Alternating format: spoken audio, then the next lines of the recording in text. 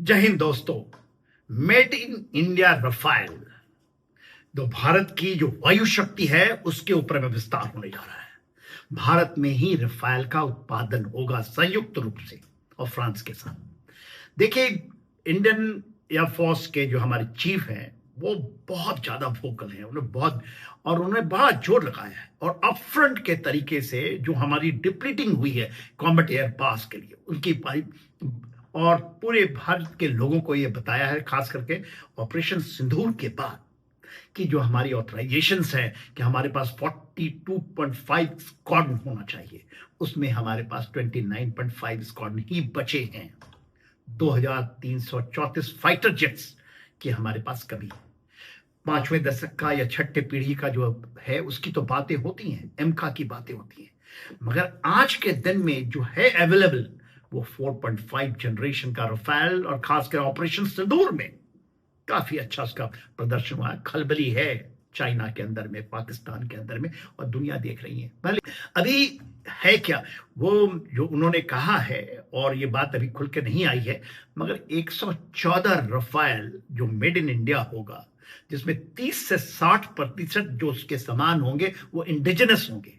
3.25 लाख करोड़ का ये 4.5 जनरेशन का जो एयरक्राफ्ट है उसको भारत में मैन्युफैक्चरिंग करने के लिए एक्सेप्टेंस ऑफ नेसेसिटी 2026 में ये साइन हो जाएगा।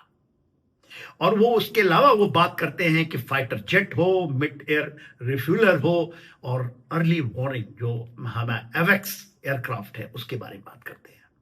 देखिए, पहले 2016 में प्रधानमंत्री जब गए थे अपने पहले, जब उन्होंने जो पहला टर्म था, उस समय 36 Rafale government to government 90,000 crore का ये डीलिंग हुई थी। गवर्नमेंट टू गवर्नमेंट बड़ी बातचीत हुई हर एक, और उस समय भी मैं लगातार आता रहा और उसको डिफेंड करता रहा कि ये गेम चेंजर होगा, और वो गेम चेंजर हुआ ऑपरेशन सिंदूर के दौरान।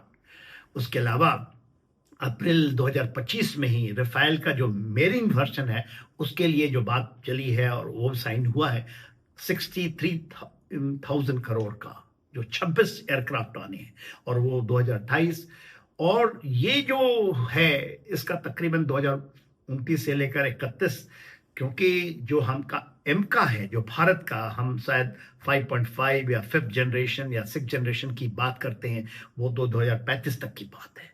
पर 114 रफाल जिसमें तकरीबन 6 स्क्वाड्रन होते हैं, वो हमारे को वो मिल जाएगा 114।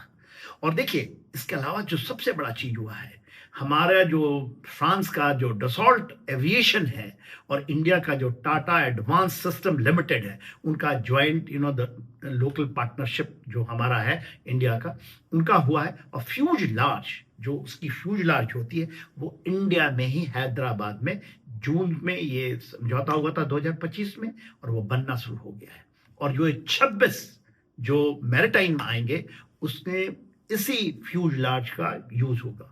डसॉल्ट जो एविएशन है जो फ्रेंच का, उसका पहला भारत ऐसा देश है जो कि वहां के फ्यूजलाज भारत में बनाए जा रहे हैं। तो ये बार बार बताने की जरूरत है, ये हमें कॉन्फिडेंस देगा, हमारे लोगों को जानना जरूरी है, क्योंकि एक बहुत बड़ा कदम है।